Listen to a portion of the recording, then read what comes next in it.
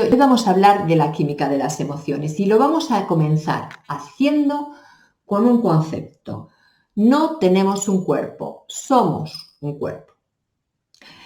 Puede que sí o puede que no te hayas hecho alguna de estas preguntas. ¿Qué son las emociones? ¿Para qué sirven? ¿Cuántas emociones hay? ¿Son buenas o malas? ¿Cómo funcionan? ¿Cómo se controlan? ¿Cómo nos afectan nuestras propias emociones? ¿Cómo nos afectan las emociones de otras personas? ¿O cómo a otras personas les afectan nuestras emociones? Y cómo las emociones, en última instancia, afectan a nuestra salud. A esta pregunta y algunas más contestó la doctora Cananspert, una farmacóloga y neuróloga que es considerada la madre de la psiconeuroinmunología y que en su libro Molecules of Emotion, en el 1999, contestaba a estas preguntas. A lo largo de su carrera, pues tiene más de 250 estudios científicos publicados y a lo largo de su carrera ha estudiado cómo el papel de las emociones es clave para entender cómo el cuerpo y la mente se afectan entre sí. En la actualidad, la base neuroquímica de las emociones es algo que se puede medir. Ya no es una cosa mística o no es una cosa etérea o metafísica hablar de las emociones, y ya no podemos entender las emociones como algo que pasa de forma puntual y que no tiene influencia sobre el estado químico de nuestro cuerpo. Ahora ya sabemos y ya nos estamos acostumbrando al concepto de la estrechísima relación que existe entre las emociones, las reacciones químicas y, por consiguiente, la química en todo nuestro cuerpo y, por ello, de nuestra salud. Pero para entender todo esto tenemos que repasar un poquito cómo funciona la comunicación en nuestro cerebro. Sabemos que el cerebro tiene distintas células, las más importantes son las neuronas.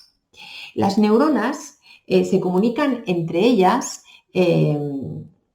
a través de unos procesos, se van pasando sustancias químicas, biomoléculas químicas entre ellas, y lo hacen principalmente a través de unas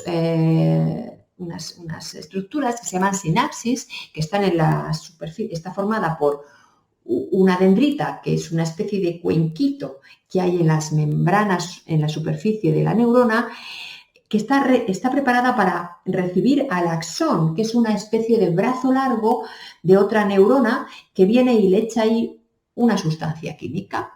Esa sustancia química son los neurotransmisores. Los neurotransmisores los hay de distintos tipos. Esos neurotransmisores le van a hacer que la neurona cambie su actividad eléctrica y comience a hacer las cosas que le ha dado la orden el neurotransmisor que ha recibido de la otra neurona.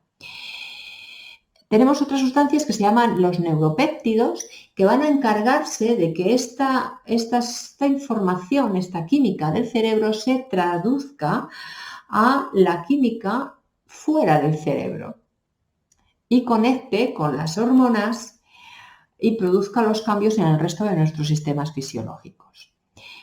Eso es, a grosso modo y de una manera muy sencillita, explicado cómo funcionaría esa química del cerebro afectando o comunicándose en el cerebro y enviando señales a través de los neuropéptidos fuera del cerebro. Esos neuropéptidos se juntan con las hormonas, les dan las órdenes que ha lanzado el cerebro y estas hormonas empiezan a funcionar en nuestro cuerpo produciendo cambios.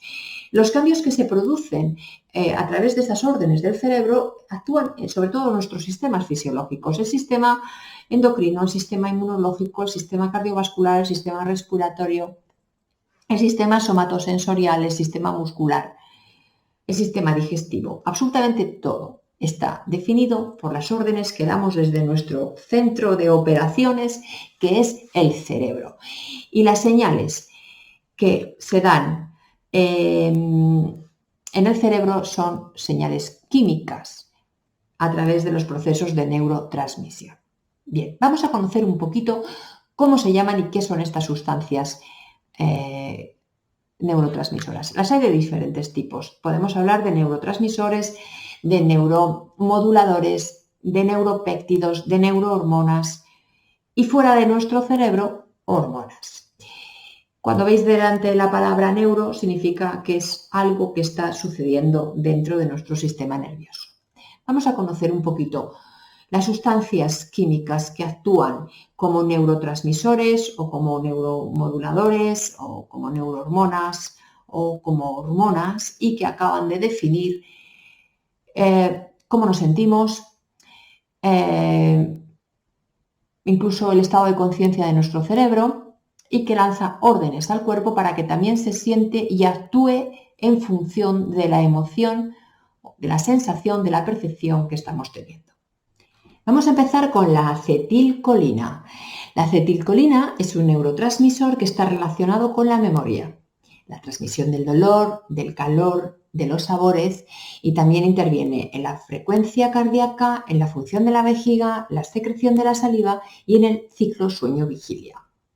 Regula la capacidad para retener información, para almacenarla y para recuperarla, es decir, las funciones relacionadas con la memoria en el momento necesario. Y cuando el sistema, por ejemplo, de acetilcolina se ve perturbado, pueden aparecer problemas de memoria y en casos extremos demencia senil.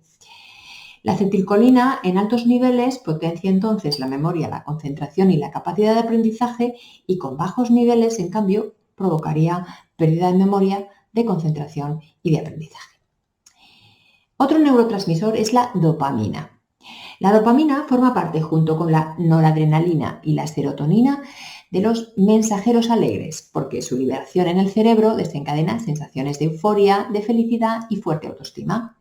Crea un terreno favorable para la búsqueda del placer y de las emociones y así como el estado de alerta.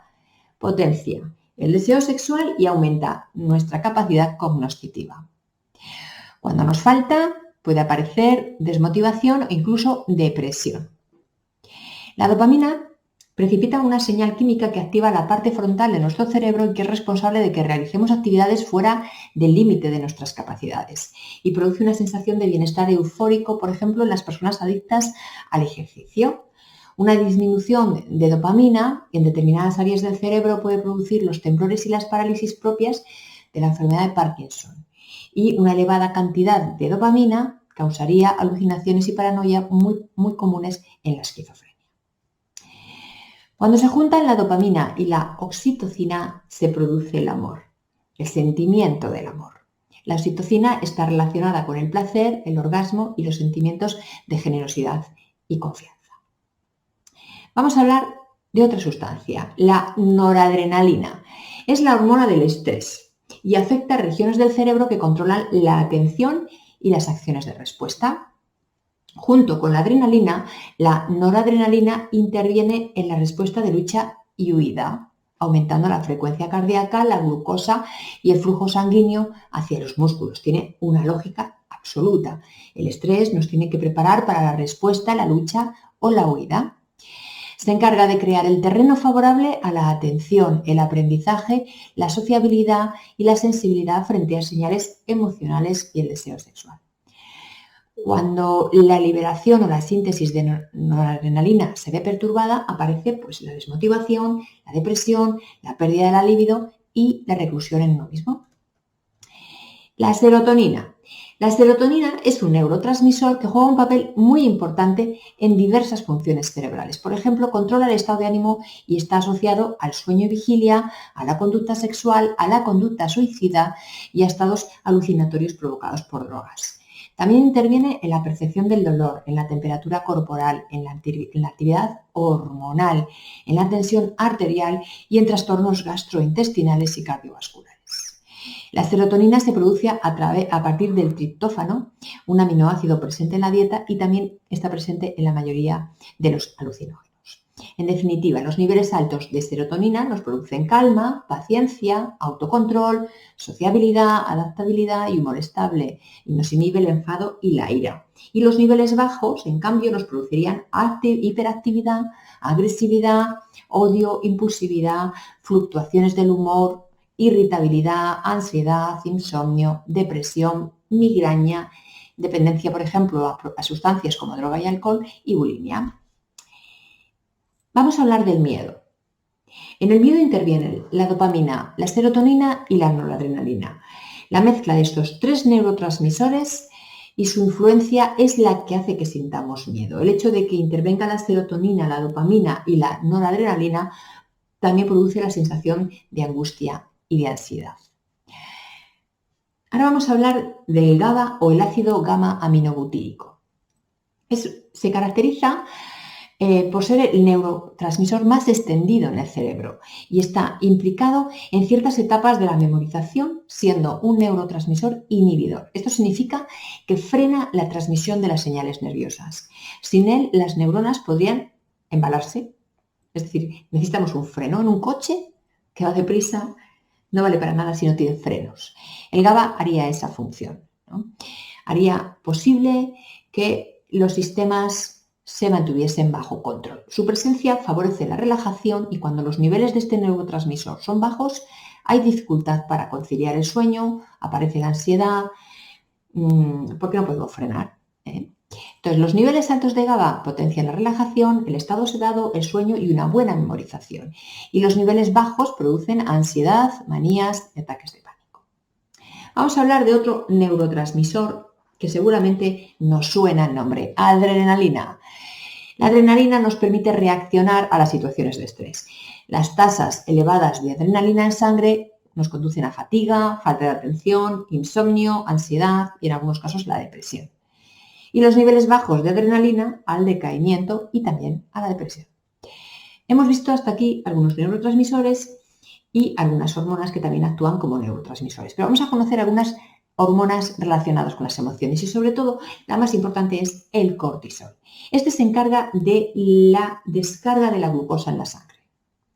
La glucosa genera una gran cantidad de energía en los músculos, los cuales pueden moverse a mayor rapidez y ofrecer una respuesta al estímulo mucho más inmediata. Entonces, cuando nos aparece un alimento estresante, los niveles de cortisol aumentan. Y el organismo genera toda esa cantidad de glucosa para poner los músculos en funcionamiento, para movernos rápido, para hacer una respuesta eficiente y adaptativa a un estímulo que puede ser amenazante o que requiere que nos movilicemos, ¿no? Aunque no sea tremendamente amenazante, requiere cierto nivel de estrés. Todo esto está bien siempre y cuando el estímulo desaparezca, los niveles de cortisol vuelvan a estabilizarse. Es decir, no es perjudicial siempre y cuando la respuesta no se mantenga en el tiempo. Si se mantiene en el tiempo, aparece la desregulación hormonal y producen síntomas como, por ejemplo, la irritabilidad, los cambios de humor, la fatiga, las cefaleas, las palpitaciones, hipertensión, bajo apetito, afecciones gástricas, dolor muscular, calambres, etc. Vamos a ver otra hormona, la prolactina. La prolactina, aunque la tenemos asociada a la secreción de la leche durante el periodo de lactancia, los niveles de prolactina pueden verse seriamente afectados por situaciones de estrés que se prolongan en el tiempo, llegando a provocar hiperprolactinemia. Tal y como su nombre indica, la hiperprolactinemia se refiere a un incremento de los niveles de prolactina en sangre y esta mayor presencia de prolactina inhibe mediante diferentes mecanismos la liberación de hormonas hipotalámicas encargadas de la sintetización de estrógenos. Y como consecuencia de esto, la inhibición de las hormonas sexuales femeninas acarrea en la mujer la reducción de los estrógenos y alteraciones menstruales e incluso falta de ovulación. Las hormonas sexuales. Ante circunstancias estresantes, las hormonas sexuales, conocidas como testosterona, estrógenos y progesterona, ven perturbado su funcionamiento normal. Vamos a ver qué pasa con la testosterona. La testosterona, que es la hormona sexual masculina por mérito propio, es la encargada del desarrollo de las características sexuales masculinas y de la respuesta sexual masculina. Cuando la persona experimenta niveles de estrés altos durante largos periodos de tiempo, la producción de esta testosterona disminuye porque el cuerpo prioriza la producción de cortisol, más útiles para situaciones de estrés y peligro. Entonces, ¿cómo se reduce esta cantidad de liberación de testosterona? La persona puede experimentar problemas sexuales, impotencia, disfunción eréctil, falta de deseo sexual, cambios de humor, fatiga, cansancio o problemas de insomnio. Otra de las hormonas sexuales, los estrógenos. Esto tiene que ver con el funcionamiento sexual normal de la mujer. Los altos niveles de estrés también disminuyen, al igual que disminuyen la testosterona, disminuyen la producción de estrógenos, con las consecuentes consecuencias. Los efectos del estrés contribuyen a la reducción del nivel de estrógenos. Al mismo tiempo, los estrógenos ejercen una función protectora ante los efectos del estrés. Otra de las hormonas sexuales es la progesterona y se elabora en los ovarios. Y entre sus muchas funciones se encuentra la de ajustar el ciclo menstrual y intervenir en los efectos de los estrógenos con la finalidad de que estos no sobrepasen su estimulación de crecimiento celular. Cuando una mujer se ve sometida a situaciones o contextos estresantes durante mucho tiempo, la producción de progesterona disminuye, causando una gran cantidad de efectos y síntomas tales como fatiga extrema, aumento de peso, cefaleas, alteraciones de humor y falta de deseo sexual. Cuando tenemos un pensamiento o una emoción, se producen comunicaciones químicas en nuestro cerebro a través de nuestros neurotransmisores. Estos lanzan un mensaje a las neuronas que van cambiando su actividad eléctrica y van reenviando esas señales a través de los neuropéptidos hacia nuestro cuerpo, hacia nuestras hormonas. Y esto provoca cambios en nuestro cuerpo y en todos nuestros sistemas fisiológicos: sistema endocrino, sistema inmunológico, sistema respiratorio, sistema somatosensorial, etcétera, etcétera.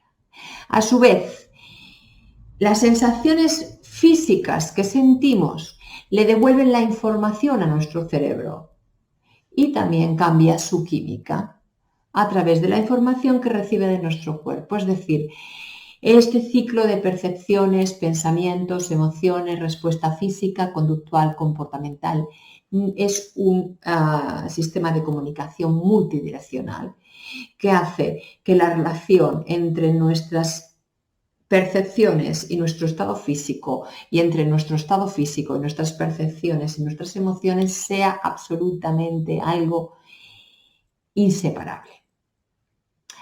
La conclusión que tenemos que sacar de todo esta locura de péptidos, neuropéptidos, acetilcolina, noradrenalina, cortisol, testosterona, estrógenos y todas estas palabrejas de las que os he hablado hoy es: cada una de estas sustancias químicas tiene una función en nuestra salud. El equilibrio o el desequilibrio de estas sustancias químicas se va a traducir en el equilibrio o desequilibrio del funcionamiento de nuestros órganos, de nuestro sistema endocrino, de nuestro sistema hormonal, que es tan importante para la regulación del resto de sistemas. Por lo tanto, si regulamos nuestras emociones, ayudamos a regular la química de nuestro cerebro. No digo que sea la